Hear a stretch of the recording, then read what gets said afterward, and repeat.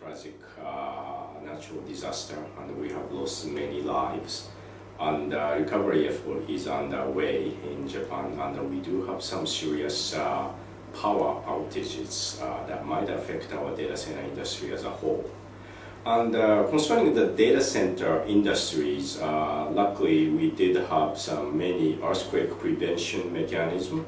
And also, ever since the US's unfortunate September 11 business continuity and also disaster recovery efforts did take place. So, as far as we know, none of the data centers did take any damages because of the earthquake, or did have any outages because we did have a redundant or sometime, the N plus facility backups, especially the backup generators.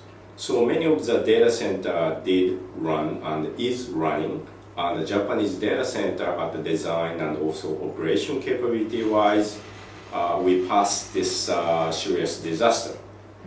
However, the marketing wise, yes, nothing really changing because the data center itself is running, so business is as usual so far. Can you explain, you talk about these power challenges that may come about. Can you explain the situation there? And I guess some people may not know just how the power is provisioned in Japan. Okay, in Japan, roughly, or actually exactly, Japan is divided into 10 power company by regions. This is actually government divided 10 regions. And this time, the affected area is 2 regions, just vicinity of Tokyo, just to the southwest, and also go towards north. That is covered by TEPCO, Tokyo Electric Power Company. And northern area within the Honshu Island, still in the main island, there's a Tohoku Electronics that's also covering the same area. And TEPCO-wise, it is covering Japan's major area where roughly about 40% of Japanese GDP comes from the area covered by TEPCO. And TEPCO-wise, roughly about 27.5 or so is generated by nuclear power plant. And this time, unfortunately, because of the earthquake was so close to the coastline, and usually many of the power plants are located along the coastlines, especially nuclear one, because sometimes they do use water for cooling exchange. So there are some located by the river, but some of them are using seawater to do the heat exchange, and therefore the Fukushima #1 plant, entire reactors, there are 6. One was offline for the maintenance, but total of 6, they went on emergency shutdown. As well as the Fukushima #2 had several reactors, they did shut down. So therefore, we have lost, I believe, 10 reactors offline, lost meaning shut down, of which 4 of them are in very serious issue with some cooling. Right now, there's many support from US as well as France, and other nations are supporting to cool down the reactors. And because of that, this summer we are expecting about 25% shortage of the electrical capacity.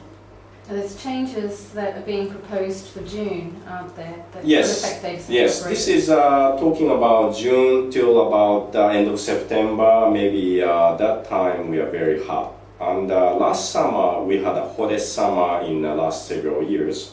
And daytime temperature did go up above 30 degrees, 30, 35. Some areas went to close to 40 degrees and the humidity of about 90%.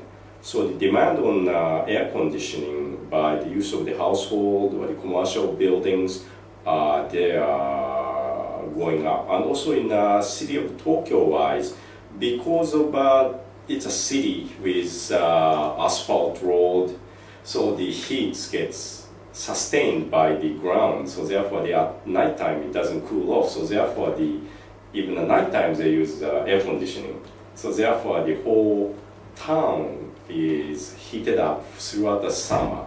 So therefore, we do have some outage, and because of some nuclear power plant went offline and cannot be restarted for a long time, perhaps some of them never to be restarted because of the damage taken.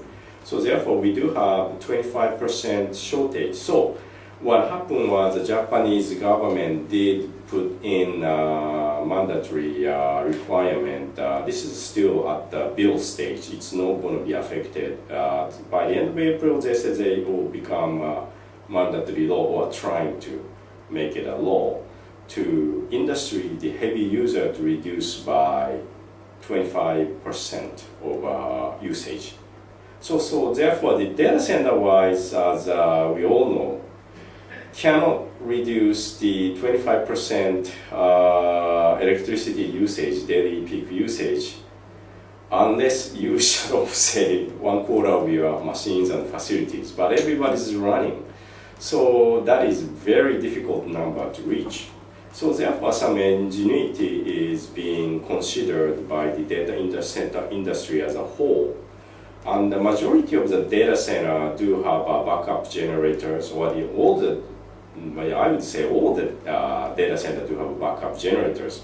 But most of them are not run to design 24/7, say, and they are really the emergency backup purposes.